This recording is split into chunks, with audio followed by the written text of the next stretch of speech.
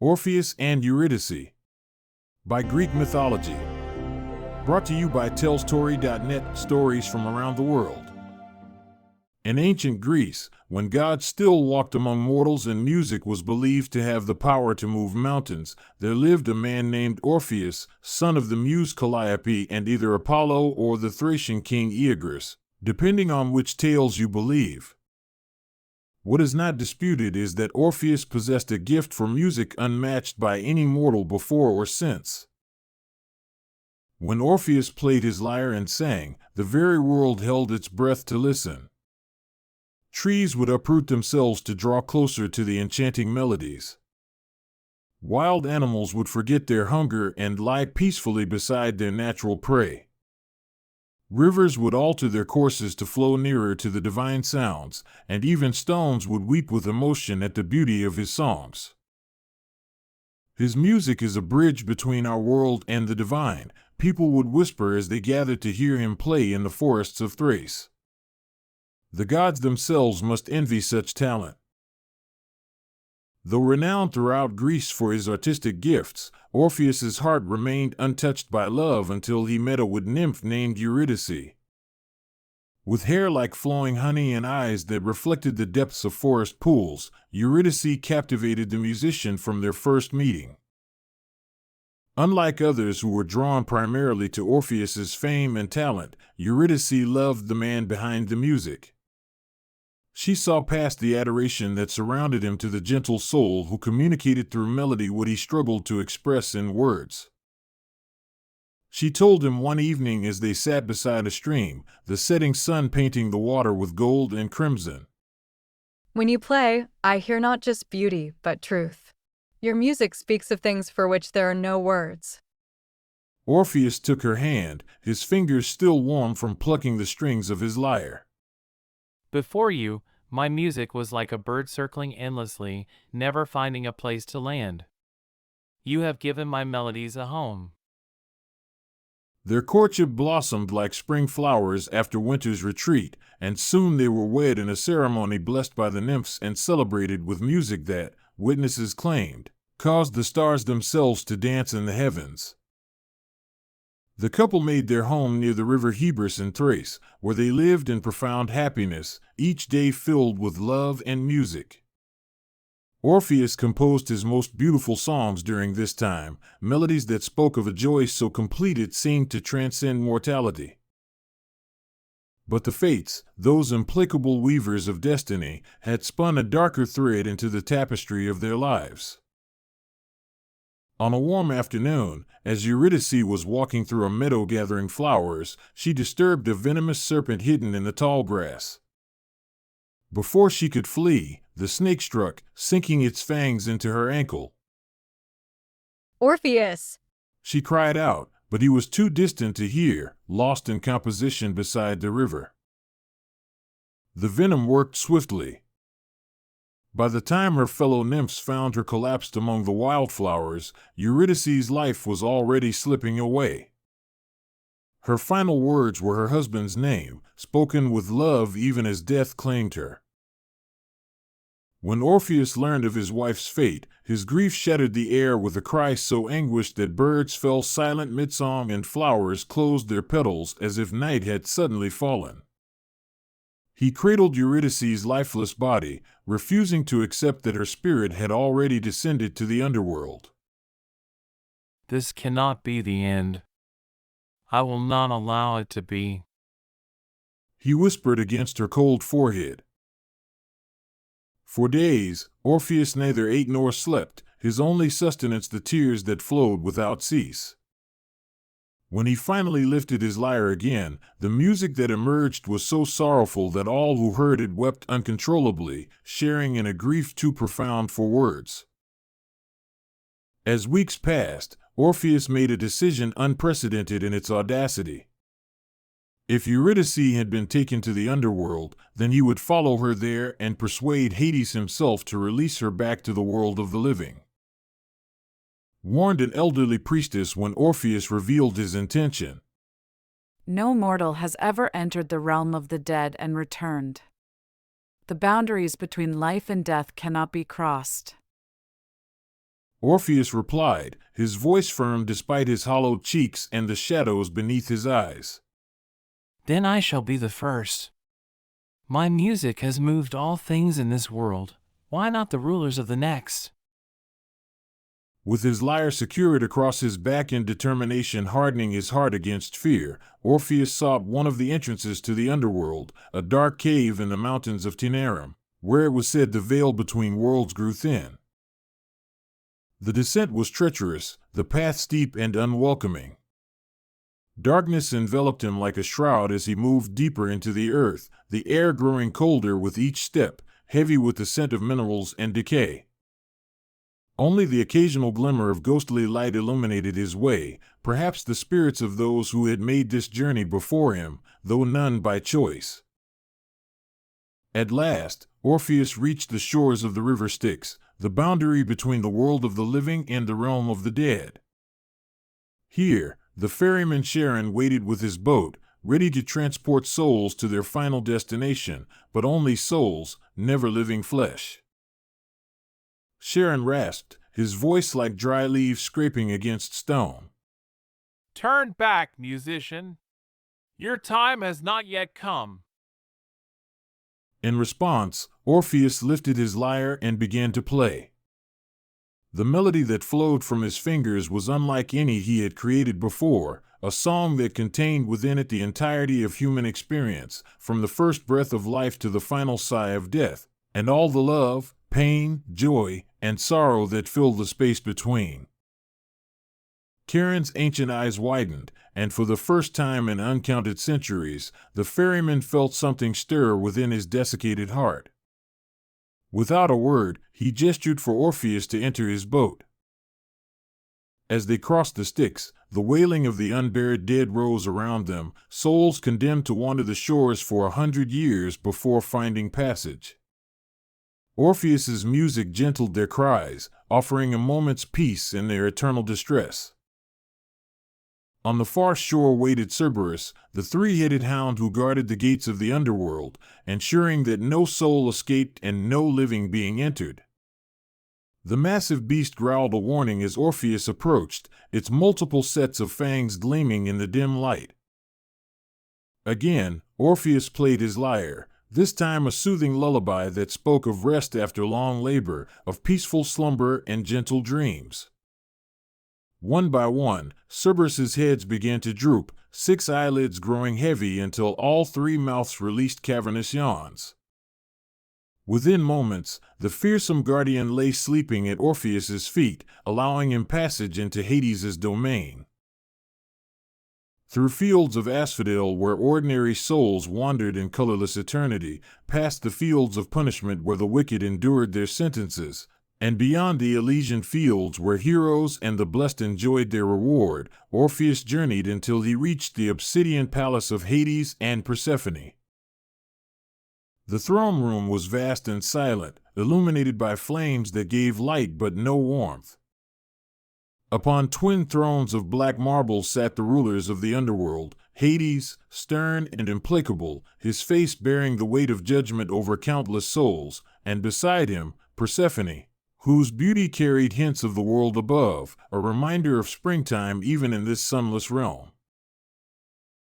Hades spoke first, his voice resonating like distant thunder. Living mortal, you trespass where none are welcome before their appointed time. What madness drives you to seek what no man should see before death claims him? Orpheus knelt before the divine couple, his head bowed in respect but his posture unbowed by fear. Great Hades, Lord of all that is hidden, and radiant Persephone, who bridges the worlds of light and shadow, I come before you not in defiance but in supplication. He lifted his gaze to meet theirs. My wife, Eurydice, was taken from me before her time, her thread cut short by fate's cruel scissors. I seek not to challenge death's dominion, but to beg an exception for one whose life was unfinished. Persephone observed, her voice carrying notes of both compassion and caution. Many mortals lose loved ones. If we granted your request, how many others would demand the same? The boundary between life and death would dissolve into chaos. Orpheus replied, I offer something in exchange. Let me play for you. If my music moves you, consider my plea. If not, I will accept your judgment and remain here in the underworld with my beloved, surrendering my own life without protest. Hades and Persephone exchanged glances, a silent communication born of centuries together. Finally, Hades nodded his assent. Orpheus raised his lyre and closed his eyes. The melody that emerged transcended mere music. It was life itself given voice, a testament to love's power to illuminate even the darkest corners of existence. As he played, he sang of his love for Eurydice, of the joy they had shared and the future stolen from them, of the emptiness of a world without her presence. Throughout the underworld, all activity ceased. The wheel of Ixion stopped turning, the boulder of Sisyphus remained still upon the hill, the water of the Danube jars stayed in place. Even the Furies, those merciless punishers of sin, paused in their duties, crystalline tears sliding down their fearsome faces. In the throne room, Persephone wept openly, memories of her own sundered life, half in darkness, half in light, echoing in Orpheus's song. And Hades, the implacable, the unyielding, found himself moved as he had never been before. When the final note faded into silence, none spoke for what seemed an eternity. Then, to the astonishment of all present, a single tear traced a path down Hades' stern face. The Lord of the Dead finally said, his voice softer than before, Orpheus, your music has accomplished what I thought impossible. It has touched death itself. I will grant your request, but with one condition. Hope surged in Orpheus's heart, almost painful in its intensity after so much despair. Eurydice will follow you as you ascend back to the world of the living. But you must not look back until both of you have reached the upper world and felt the sun's rays upon your faces. If you turn to look at her before then, she will be drawn back to the underworld forever, with no hope of a second chance. Orpheus said without hesitation, I accept your terms. Thank you, merciful Lord and Lady. At Hades' command, Eurydice was summoned from among the shades. When she appeared, Orpheus nearly forgot the condition in his joy at seeing her again. She was as beautiful as he remembered, though paler and more insubstantial, like moonlight given form. She whispered, disbelieving, Orpheus? How can you be here? He answered, his voice trembling with emotion, I've come to take you home. Follow me back to the light. And so their ascent began. Orpheus led the way through the dark passages that would return them to the world above, his steps careful but his heart racing with anticipation. Behind him, he could hear nothing, not the rustle of fabric, not the soft fall of footsteps, not even the sound of breathing, for the dead move in silence. This silence grew more unnerving with every step. Had Hades tricked him? Was Eurydice truly following, or was he climbing alone, to emerge into a world that would still be empty of her presence? Doubt gnawed at him, its teeth sharp with anxiety. The path grew steeper, the darkness less absolute. A faint glow ahead suggested they were nearing the surface. Just a little further, and they would stand beneath the sky, feel the wind's caress, breathe the scent of flowers instead of dust and stone.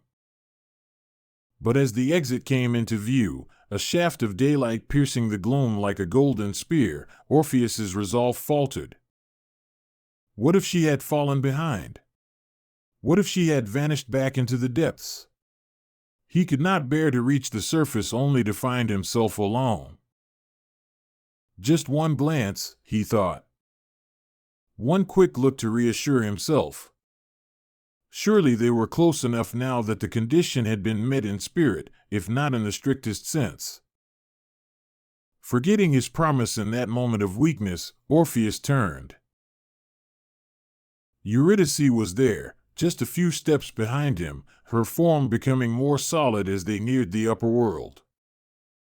Their eyes met, and for one heartbreaking moment, joy illuminated her face.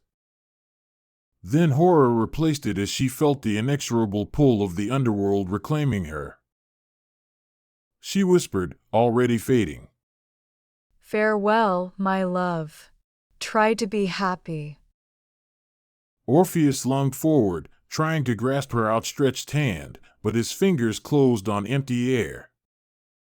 Like mist dissipating in sunlight, Eurydice vanished, drawn back to the realm of death, this time forever. Orpheus cried, his voice shattering against the stone walls. No! Eurydice! Come back! But there was no answer, only the hollow echo of his own desperation. For days, Orpheus remained at the entrance to the underworld, playing his lyre and singing songs of such unbearable sorrow that the very rocks wept. He begged to be allowed to try again, offered his own life in exchange for hers, but the gates remained closed to him. Death had been cheated once, there would not be a second opportunity. Eventually, Orpheus returned to the world of the living, though he was now more shade than many of the dead he had seen in the underworld. He wandered through Thrace, his music transformed by his grief into something both beautiful and terrible, melodies that could make listeners experience the deepest sorrow and the most transcendent joy simultaneously. Though many women were drawn to him, seeking to comfort the famous musician or gain his affection, Orpheus remained faithful to Eurydice's memory. Some tales say he spurned all female company, others suggest he turned his attention to young men instead. Whatever the truth, his heart remained buried in the underworld with his wife. Orpheus's end came at the hands of the Maenads, the wild female followers of Dionysus, god of wine and ecstasy. Enraged by his rejection of them, or, in some versions, by his exclusive devotion to Apollo at the expense of other gods, they fell upon him in a frenzy, tearing him limb from limb despite the beauty of the music he played even in his final moments. The Maenads cast Orpheus's head and lyre into the river Hebrus, but rather than sinking, they floated downstream, the head still singing a mournful melody as the lyre accompanied it, played by the current. Eventually, they reached the island of Lesbos, where the local people gave them proper burial. Some say that after death, Orpheus's soul finally reunited with Eurydice in the underworld, their love at last unhindered by the boundaries between life and death. Others claim that Apollo placed Orpheus's lyre among the stars as the constellation Lyra, ensuring that his music would continue to resonate throughout the cosmos for eternity. What remains constant in all tellings is this: Orpheus's journey reminds us that love can inspire us to attempt the impossible, to challenge even death itself. Yet it also cautions that some boundaries cannot be crossed without consequence, and that even the greatest love must sometimes bow to fate's decree.